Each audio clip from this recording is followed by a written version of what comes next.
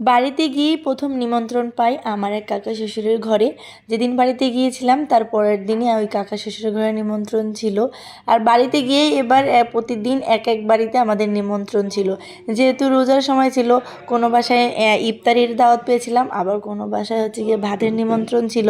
যেহেতু বাড়ি ভর্তি গেস্ট ছিল, তাই এক এক ঘরে এক এক দিন নিমন্ত্রণ খেয়েছি। আর এবার বাড়িতে গিয়ে বেশি মজা হয়েছে যে সব বাড়ি ভরপুর ছিল জামাইরা, আর প্রতিদিন এক এক ঘরে নিমন্ত্রণ খাওয়া ছিল। এবারে ঈদে বেশ মজা করেই সময়টা কেটেছে। সেই কবের ভিডিও, বাড়িতে যেদিন গিয়েছি তার পরের দিনের এই ভিডিও। এতদিন পরে আজকে হচ্ছে এডিট সম্পূর্ণ হলো, মানে সময়ই পাচ্ছিলাম না। যাই হোক, এই আজব প্রাণীটা হচ্ছে আমার বোন। সে নাকি অনার্সে পড়ে, তাকে দেখলে বোঝার মোটেও উপায় নাই।